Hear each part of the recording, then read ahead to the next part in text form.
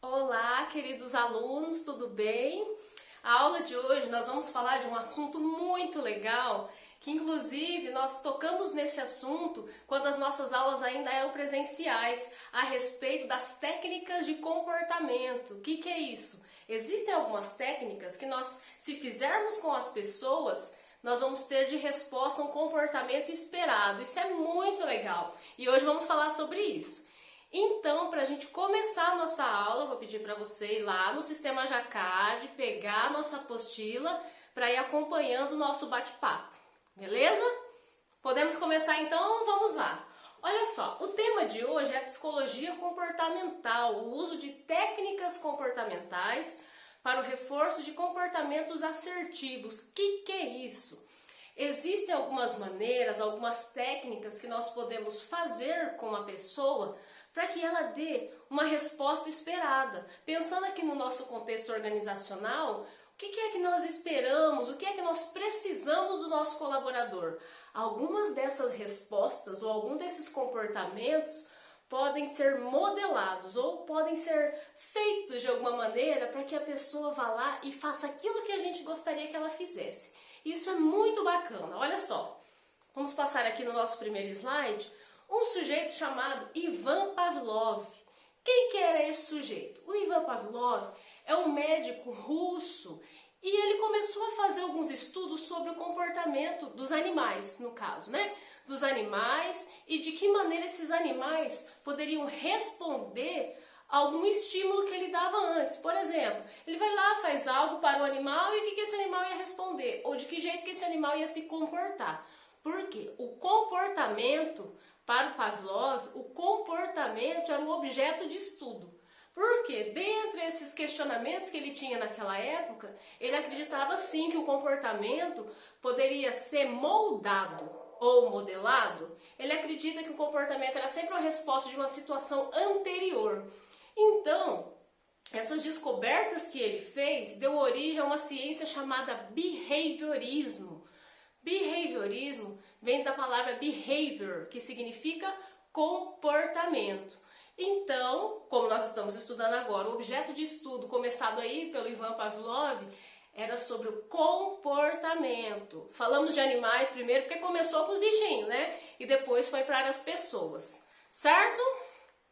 Vamos lá então, ó, esses achados do Ivan Pavlov mostrou que o comportamento ele acontece diante de uma situação anterior. Passa aqui mais um pouquinho o próximo slide para a gente falar sobre a experiência que ele fez. Olha só, tem até uma historinha que fala os cães de Pavlov. Ele tinha uns cachorros, né? Ele tinha uns cachorrinhos e ele observava o comportamento desses cachorros. E aí olha só, a primeira figura. Ele via os animais, os cachorros, cheirarem a comida. O que é isso? Estímulo incondicional, um estímulo qualquer. O animal foi lá e cheirou a comida. Apresentou a comida, o cachorro foi lá e cheirou a comida. Ninguém fez com que esse cheirar a comida, ninguém mandou o cachorro cheirar, certo? Então isso é incondicional, isso não foi treinado, ninguém mandou o cachorro cheirar a comida. É nesse sentido que nós falamos que esse estímulo é incondicional. Então o Pavlov foi lá e colocou a comida para o cachorrinho. E aí, quando o cachorrinho cheirava essa comida, fazia com que ele salivasse. É igual a nós, por exemplo. Pensa aí, você está no aconchego do seu lar. Agora imagina um limão. Salivou? Geralmente é isso. Quem mandou você salivar? Isso é natural. Então, essa resposta foi de acordo com aquilo que eu disse antes. Então, essa resposta é incondicional. Eu não fiz nada para que você salivasse, eu só te falei do limão, certo? Imagina um limãozinho com sal, que delícia, né? Então, quando nós apresentamos um estímulo ou apresentamos algo, isso é um estímulo. E a resposta é o quê? Aquilo que a pessoa fez, então essa é a resposta. Estímulo a apresentar algo. Resposta é o comportamento, certo? E aí, o Pavlov disse que ele poderia modelar ou moldar esse comportamento dessa salivação, enfim. E aí, ele apresentou uma sineta, um sino. Então ele tocava o sino. O que esse sino tem a ver com a comida, tem a ver com a fome, tem a ver com a salivação? Nada. mas ele usou esse sino para fazer parte dessa experiência. Olha lá. Ele fez um processo que nós chamamos de condicionamento. O condicionamento é quando você molda um comportamento para que ele aconteça com certa frequência. Ou você molda um comportamento para que ele não aconteça mais. Tem uma técnica específica que a gente vai ver logo mais à frente, certo? Então, olha só, para a gente entender esse processo. O Pavlov, o que ele fez? Colocou lá a comidinha pro cachorro. E o cachorro vai lá e saliva. O que é isso? Então, a resposta, o estímulo incondicional e a resposta incondicional. O Pavlov foi lá, colocou a comida pro cachorro. Tocou o sino, o cachorro comeu a comida e salivou, certo? Na verdade, antes, né? Ele apresentou a comida, tocou o sino, o cachorro salivando pela comida, terminou de comer a comida e retirou lá o pratinho de comida. Em um outro momento, o Pavlov foi lá, colocou o pratinho de ração lá de comida, tocou o sino e o cachorro foi lá e comeu a comida, salivando.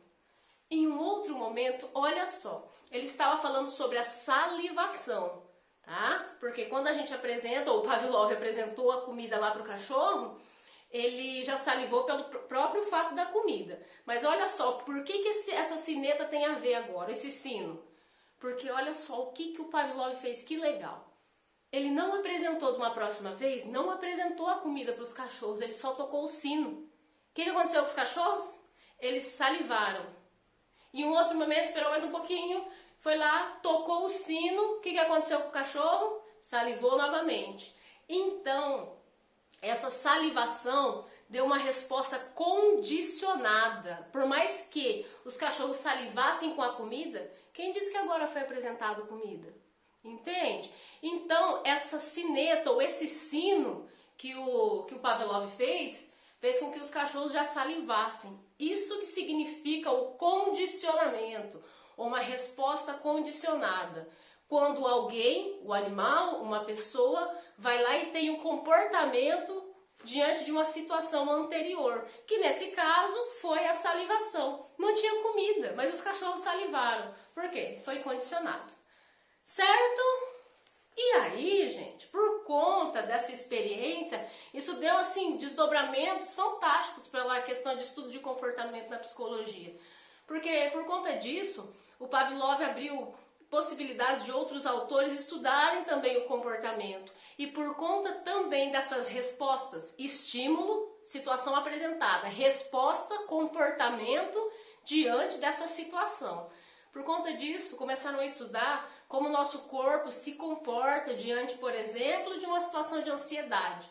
Quando nós estamos ansiosos, passa por alguma situação aí de pressão ou algo do tipo, geralmente nós, quando isso se acalma um pouquinho, a gente vai lá ficar com a boca seca, fica às vezes com dor de estômago, a sudorese muito grande, tremedeira. Então, a resposta do nosso corpo diante de uma situação anterior.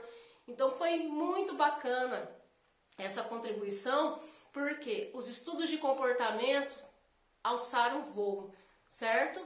Então, as respostas modeladas, próximo slide, respostas modeladas, isso significa que é o condicionamento. Vou dar um exemplo bem bacana que nós, alunos, tivemos ao longo da nossa vida e não sabíamos o nome disso. Lembra quando você estava lá na escola e aí tocava o sino e você tinha que entrar para a sala de aula? Quem te disse que o sino mandava você entrar para a sala de aula? Você entrava, entende? Então nós fazemos isso, gente, o tempo inteiro. Nós somos condicionados o tempo inteiro. Um outro exemplo, tem lá o reloginho que a gente tem que bater o ponto lá no nosso trabalho, né? Quem disse que você tem que colocar o dedo lá? Você coloca. Por quê? Se não for colocado no horário certo, da maneira correta, você sabe que vai ter um prejuízo financeiro ali de alguma maneira. Então isso é o condicionamento. O seu comportamento já foi modelado ou o seu comportamento já foi moldado. Beleza? Entendeu a modelagem de comportamento? Está modelado faz tempo, né? Só não sabia. E aí eu vou aproveitar a oportunidade de dizer para você que a nossa atividade de hoje está lá em atividades extra classe, tá bom? Você vai fazer atividade lá no Jacad e vai mandar para mim lá pelo Jacad, atividade extra classe de hoje, ok? Continuando então, vou tomar uma aguinha porque eu já falei bastante e hoje o assunto é muito bacana, tem muita coisa legal. Tem um sujeito chamado Skinner, B.F. Skinner. O Skinner foi uma pessoa que veio em seguida ao Pavlov, que veio estudar sobre esses comportamentos. Ele era psicólogo, né? Ele morava nos States, nos Estados Unidos, e ele projetou umas máquinas de ensinar, falava assim. Máquinas de ensinar é o que ele criou, umas caixas, criou experimentos para que se observasse o comportamento. Tem até uma briguinha aí na psicologia que fala quem é que foi o primeiro, quem é que começou a estudar o comportamento, quem é que começou, quem é o primeiro, quem é o dono da coisa toda, né? Então tem aí uma rixazinha, né? Mas ainda assim, independente de rixa, se tem, se não tem, quem é que começou, quem é que terminou, todos eles são importantes porque até hoje nós estudamos o quanto isso impacta na nossa vida enquanto estudantes de comportamento, psicólogos, especialistas em comportamento, certo? E aí muitas dessas experiências foram feitas com animais, né, inicialmente, e depois com os seres humanos, até onde o Conselho de Ética permite. Veja aí no próximo slide que tem uma caixinha que tem um rato dentro. Gente, isso é muito bacana para a gente entender como o comportamento funciona. O nome dessa caixa se chama Caixa de Skinner. A Caixa de Skinner porque é ele que criou, né? E aí o ratinho foi escolhido porque ele era um animal muito fácil ou menos difícil de conseguir modelar o comportamento. E veja só que bacana, eu tive experiência com uma caixa dessa, eu tinha um ratinho na época da faculdade. E é muito bacana de observar como a modelagem de comportamento realmente acontece. Então é uma caixinha aí de uns 20 centímetros e aí tem um ratinho dentro. Nessas experiências que aconteceu nessa minha época de faculdade e que vem acontecendo aí ao longo dos anos, é um ratinho que é colocado dentro dessa caixinha e ele é privado aí de 24 horas pelo menos de tomar água. Então ele fica com sede, coitadinho. Eu morro de dó, mas se é assim, ele é colocado nessa caixinha e tem uma alavanca. E aí tem um botãozinho onde, qual que é a coisa toda? Modelar esse comportamento, fazer com que o ratinho entenda que quando eu aperto um botão tem um som. Lembra lá do Pavlov, dos cachorros do Pavlov? Então, esse botãozinho que tem na caixinha faz com que desça uma gota de água para esse ratinho. Tem um compartimento onde tem uma gota de água. Então, geralmente assim, coloca-se o ratinho, ele vai explorar a caixa, vai cheirar, enfim. E eu vou apertar manualmente, vou apertar um botãozinho, vai fazer um som. Nesse som cai uma gota de água. E aí o ratinho vai cheirar e vai encontrar essa água. Vou tocar de novo esse botãozinho para sair esse som e uma gota de água. O ratinho vai ouvir novamente o som e vai procurar água. Essa é a história de condicionamento, de modelagem. De repente o rato vai entender que o som é a água. Então o som é a água, o som é a água, vai repetindo. Chega no momento onde tem uma partezinha nessa caixa que é uma alavanca. Que se o ratinho tocar nessa alavanca, também faz o mesmo som da água. Então a caixa fica no automático, eu já não aperto mais aquele botãozinho. O ratinho que vai apertar a alavanca vai fazer o som e ele vai tomar água. Gente, isso é muito bacana, porque faz com que o rato aprenda. Então nós, o que tem a ver esse rato conosco? Nós aprendemos por repetição, nós aprendemos pelos estímulos, nós aprendemos de acordo com os estímulos que nós temos, nós damos uma resposta esperada. Porque o que eu esperava do meu ratinho? Que ele tomasse a água, se ele não tomasse eu estaria reprovada, você não está entendendo? Então, brincadeiras à parte, essa caixa de Skinner é onde pensa-se ou onde observa-se a aprendizagem. É muito simples a gente ver, por exemplo, com as crianças, como as crianças aprendem. Quando a gente faz algumas técnicas, vamos ver já que, olha, a criança fez algo que não devia, que técnica eu aplico comportamental para que ela não faça mais aquele comportamento. Olha, a criança fez algo muito legal, tomara que ela faça de novo. Tomara o quê? Então, esse tomara, eu espero que ela faça de novo, existe uma técnica que você aplica e a criança vai lá fazer o comportamento que você esperava. Por isso que nós trabalhamos essa história de modelagem de comportamento dentro do contexto organizacional. É possível sim nós modelarmos os comportamentos que nós queremos no funcionário. E é possível a gente extinguir, jogar fora comportamentos que não são importantes para nós enquanto contexto organizacional. Todos nós podemos aprender e desaprender algumas coisas, certo? Então aqui o próximo slide, que vai falar da abordagem periférica. O que é isso? Existe um tipo de abordagem dentro da psicologia comportamental que não se preocupa com o que acontece entre eu tenho um estímulo, lembra lá a situação que eu vou apresentar, algo aqui no meio, quais situações que levaram a ter uma resposta. Algumas técnicas não se preocupam com isso. Outras já se preocupam sim, o que acontece entre o estímulo e o que acontece no meio até a pessoa ir lá ter aquela resposta esperada. Tá? Existem técnicas e técnicas. Eu acredito que é importante, de acordo com a experiência, inclusive com os colaboradores em empresa, que é importante nós olharmos, vamos dar um estímulo, como é que ele vai se comportar até dar, ou até de que maneira que ele vai reagir até dar a resposta esperada. Então esse meio termo, esse meio entre estímulo e resposta é importante para nós, que tem a ver inclusive com um assunto que nós já falamos bem há tempo atrás, sobre a subjetividade. A subjetividade é a maneira individual, né? A nossa maneira de cada um ser. Então essa individualidade ela vai acontecer entre o estímulo e a resposta, tá bom? E aí tem até entre parênteses um S. S é de estímulo. Quando vocês forem ler algum livro a respeito de psicologia comportamental, encontrar um S de estímulo e o R de resposta. Beleza? Mais um pouquinho, olha só. O segundo Skinner, o comportamento, especialmente o humano, tem múltiplas causas. Por que nós estamos falando disso?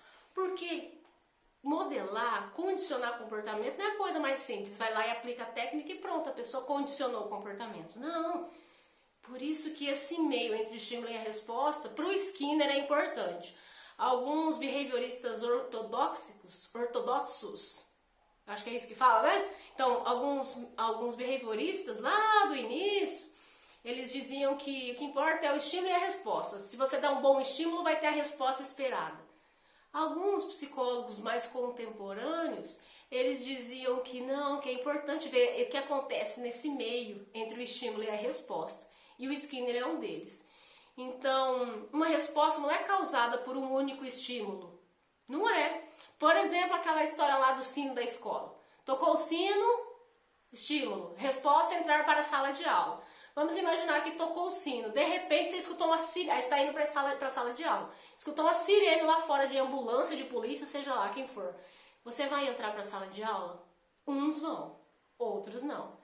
Então é importante o que acontece, porque não é somente o único estímulo que vai dar a resposta esperada, tá? Então uma resposta, como diz aqui na nossa última frase, que uma resposta está relacionada com uma pluralidade de fatores. Então, quais as outras coisas que acontecem em torno para a gente ter uma resposta esperada, certo? Então, por hoje nós ficamos até aqui, porque já é bastante coisa para a gente pensar, para a gente entender, para a gente estudar, porque esses comportamentos são, como dizia o Skinner, comportamento observável. É importante que nós aprendamos a entender esse comportamento. Hoje sabemos que existe um estímulo, uma pluralidade de situações até ter uma resposta. É importante nós aprendermos a observar como essas respostas acontecem no longo da nossa convivência com as pessoas, certo? Então, queridos, eu agradeço quem ficou por aqui até agora e nós nos vemos na semana que vem com a continuidade dessa aula, tá? Nós temos aí na nossa apostila uma sequência de conteúdos que nós vamos ver na próxima aula, tá bom? Obrigado por terem ficado aqui comigo até agora e até semana que vem. Tchau, tchau!